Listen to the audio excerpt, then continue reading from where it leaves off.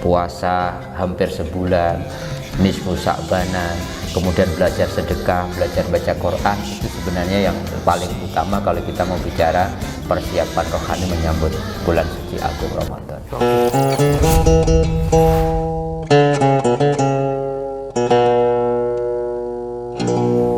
Assalamualaikum warahmatullahi wabarakatuh. Kita berjumpa kembali di channel Tauhid Cinta.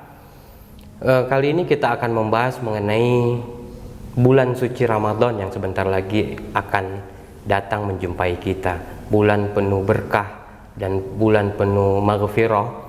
Ya, seperti kita lihat di minimarket atau di supermarket atau di toko-toko, ya sudah banyak dijajakan sirup maupun kurma, itu sudah menandakan Ramadan sudah dekat. Ya, bagaimana cara kita untuk menyambut tamu agung ini, bulan penuh berkah dan bulan penuh maghfirah? Kita akan membahas ini dengan Ustadz Mukhlisin Aziz. Beliau adalah pembina di Tauhid Cinta Channel dan juga dosen di Institut Ilmu Al-Quran atau IKI. Assalamualaikum Ustadz. Waalaikumsalam warahmatullahi wabarakatuh. Ya, kemarin kita sudah bulan Rajab dan sekarang bulan Sya'ban gitu. Dan nanti pertengahan Sya'ban kita akan ada nisfu Sya'ban. Ya, sudah mulai sudah makin dekat lagi tuh Ramadan gitu. Nah, apa sih yang perlu kita siapkan dari Rajab ke Sya'ban dan Ramadan? Ya, sebenarnya Mas Rifki, kita masih ingat ya, diajarkan dari dulu satu doa ya, Allahumma barik lana fi Rajab wa Sya'ban wa balikna Ramadan. Jadi sebenarnya persiapannya mundur lagi nih, mulai dari bulan Rajab gitu, kemudian bulan Sya'ban, dan kemudian Ramadan itu kira-kira sudah siaplah secara rohani maupun secara fisik. Oleh karenanya tarhib Ramadan itu menjadi penting ya, bagaimana mempersiapkan diri dengan kegembiraan menyambut bulan suci Ramadan. Kenapa Sya'ban menjadi penting? Minimal kalau 2 bulan enggak, ini 1 bulan ini jangan lewat nih persiapannya, sebab biasanya satu pertandingan itu ditentukan oleh persiapan ya. Tinju 12 ronde kali 3 menit itu 36 menit, tapi persiapannya bisa 3 bulan kan gitu. Oleh karena itu akan menentukan. Begitu juga Ramadan. Kenapa? Karena Rasulullah mengatakan gitu ya, barang siapa ketemu Ramadan dan keluar dari Ramadan tidak terampuni dosanya, itu sama dengan orang yang rugi, dan itu ditentukan oleh persiapan. Oleh karena banyak hadis mengatakan Rasulullah itu luar biasa kalau memasuki bulan Sya'ban. Rasulullah mengatakan begini, bulan Sya'ban ini harus saya ingatkan kepada umat Islam, umatku, karena bulan Sya'ban itu sering dilupakan, terlena gitu, karena diapit oleh 2 bulan yang besar kan, bulan Rajab dengan peristiwa Isra Mi'rajnya, dan kemudian bulan sesudahnya yaitu bulan suci Ramadan. Oleh karena Rasulullah mengatakan, karena ini bulan yang dilupakan, saya mengingatkan. Rasulullah itu kata Aisyah, itu paling banyak puasa sunnah itu bulan Sya'ban, bahkan hampir sebulan penuh gitu. Maka kemudian Rasulullah mengatakan, ayo persiapkan 1 bulan menjelang Ramadan ini dengan apa? Melatih diri kita terutama secara rohani. Bayangkan tiba-tiba kemudian kita nggak pernah sholat sunnah, tiba-tiba malam Ramadan nanti dipaksa dalam tanda petik gitu, tiba-tiba ada sholat taraweh minimal 8 atau 20, sehingga yang muncul bukan kenikmatan beribadah, tapi ya kelelahan secara fisik kalau nggak siap. Maka puasa sunnah Sya'ban yang dilakukan Rasulullah itu untuk melatih gitu ya. Bab jangan sampai kemudian tanggal pertama bulan Ramadan itu menjadi sesuatu yang sangat berat jihadnya, terutama setelah asar itu kalau nggak latihan puasa. Tapi bayangkan kalau selama Sya'ban ini kita sudah latihan puasa, 1 Ramadan itu enteng aja kan. Dan itu terbukti kalau kita sudah masuki minggu kedua, ketiga itu kan enteng saja berpuasa. Baca Quran kalau nggak dilatih tadarusnya gitu di bulan Sya'ban, itu sesuatu yang tidak nikmat gitu, sesuatu yang berat ketika tiba-tiba banyak orang tadarus. Sedekah juga seperti itu. Artinya apa? Betul-betul para sahabat dulu itu bahkan ada yang satu riwayat mengatakan mereka itu berdoa dipertemukan bulan Ramadan itu bahkan 6 bulan sebelum Ramadan. Saking melihat Ramadan itu memang istimewa ya. Tadi Mas Rifki sampaikan, ini bulan agung, ini bulan penuh berkah, penuh rahmat gitu. Malam-malamnya penuh keberkahan, siangnya penuh keberkahan ya. Yang sunnah dihitung wajib, yang wajib dikalikan 70 gitu ya. Dan berbagai macam keistimewaan yang lain, di dalamnya ada nuzulul Quran, di 10 hari terakhir terutama ganjil ada Lailatul Qadar dan sebagainya. Jadi menjadi rugilah kata Kanjeng Nabi Rogima amfumriin, merugilah, kecewalah orang-orang yang ketemu Ramadan kemudian tidak terampuni dosanya, tidak Idul Fitri gitu ya. Maka kemudian kita mohon dalam doa-doa kita itu, Allahumma barik lana fi Rajab, ya Allah berkahi Rajabku, berkahi Sya'banku, wa balighna Ramadan. Beri kesempatan kami semua ya Allah untuk bisa hidup panjang umur di bulan suci Ramadan. Maka nanti mulai nih Mas Rifki menjelang Ramadan, nanti malam ke 15 ada nisfu Sya'ban. Karena dalam peristiwa itu amal kita setahun itu diangkat ya, dilaporkan secara tahunan oleh malaikat kepada Allah, sehingga Rasulullah mengatakan, saya pengen ketika saya diangkat amal saya itu sedang berpuasa, maka dianjurkan berpuasa. Dan kebetulan termasuk puasa Ayyamul Bid kan, tanggal 13, 14, 15. Nanti banyak orang berlomba-lomba gitu membaca, mengisi nisfu Sya'bannya, walaupun tanda petik ada lagi nanti orang yang mengatakan ini bid'ah dan sebagainya. Ini padahal dalilnya jelas secara umum ini persiapan menuju Ramadan gitu ya. Sehingga kemudian kalau kesadaran ini muncul, insya Allah Ramadan kita sudah siap, baik secara fisik maupun secara rohani. Bukan siap sirup, bukan siap kurma atau timun surinya saja gitu. Jadi Rasulullah tuh berpuasa sepanjang bulan Sya'ban atau Ayyamul Bid saja tuh? Enggak, hampir 1 bulan. Hampir 1 bulan. Jadi, tapi bukannya ada yang mengatakan jelang Ramadan itu nggak boleh puasa? yang nggak boleh itu tanggal 29 sama 30, dikhawatirkan sudah masuk Ramadan. Dan itu riwayatnya jelas Bukhari Muslim. Jadi Aisyah mengkonfirmasi sholat sunnah paling hampir 1 bulan itu dilakukan Rasulullah bulan Sya'ban. Untuk mengingatkan, sebenarnya Rasulullah ingin mengatakan, ayo latihan puasa nih, nanti puasa Ramadannya sudah siap gitu secara fisik, dan kemudian secara rohani juga sudah kira-kira tanggal 1 Ramadan itu sudah start gitu, sudah benar-benar rohaninya siap, fisiknya siap. Kadang-kadang kalau tidak latihan tanggal 1 itu baru tertatih-tatih gitu, nanti baru kemudian menikmati sudah habis Ramadan. Jadi startnya itu benar-benar sudah kesiapannya sudah maksimal karena sudah dilatih, bahkan mundur gitu ya, di Rajab, kemudian disempurnakan di Sya'ban, baru di Ramadannya sudah siap gitu. Apa sih yang harus kita persiapkan? Tadi kan udah di ini ya persiapan.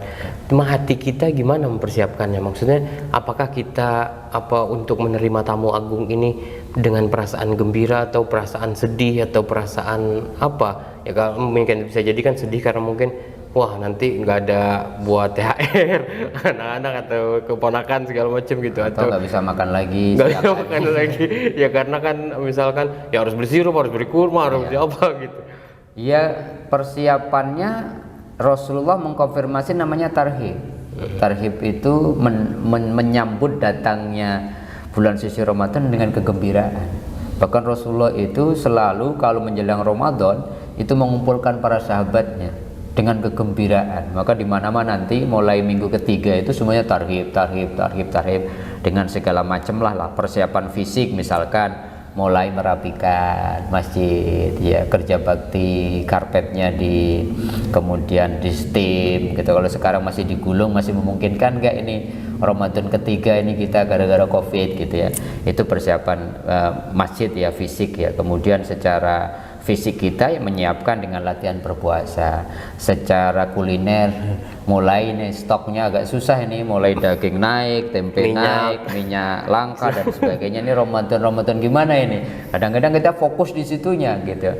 Kurma sudah mulai nyicil gitu ya, sirup sudah mulai nyicil. Tetapi yang lebih penting lagi saya kira persiapan rohani ya. Karena Ramadan itu rohani, sesuatu yang bukan Allah ingin menguji kita berapa jam kita tidak kuat untuk tidak makan dan minum, tetapi melatih imsak, melatih untuk mempunyai rem ya, punya pertahanan diri secara hakiki. Sehingga Sayyidina Nasr itu mengatakan Ramadan intinya adalah ujung pedang pengendalian dirimu yang harus setiap hari semakin tajam. Seiring dengan puasamu, hari bertambah semakin tajam untuk apa? Mengangkat keinginan-keinginan hawa nafsu yang membuat engkau rendah atau hina di hadapan Allah. Persiapan rohani itu yang menentukan nanti. Idul Fitri itu kan bukan fisik kan. Idul Fitri itu rohani, kembali ke fitrah kita Yang dulu 11 bulan kita apa aja dimakan ya, apa aja diomongin, apa aja ditulis statusnya, imsak nih, menahan diri. Kalau ini nggak dilatih, gagal. Kalau bulan Sya'ban ini tidak dilatih, mana yang perlu diupload, mana yang perlu bicara nggak diatur gitu segala macam, maka kemudian ya Ramadannya Ramadan sekedar fisik, sehingga Rasulullah mengingatkan betul gitu, kamin so'imin laisa lahu min siyamil jual, atau seberapa banyak nanti orang yang berpuasa nggak dapat apa-apa kecuali lapar dan dahaga, ditambah kalau pakai hadis ditambah lain gitu, kecuali kemudian berat badannya turun gitu.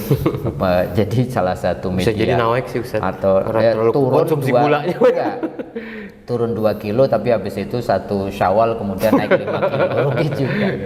Dari statement Rasulullah itu mengindikasikan Rasulullah ingin mengatakan Ramadan itu madrasah rohaniyah, bukan madrasah fisik semata, tapi lebih kepada 30 hari Allah tempa kita sebagai sekolah rohani. Mata pelajarannya mungkin nanti kita bahas ya ketika kita bicara Ramadan.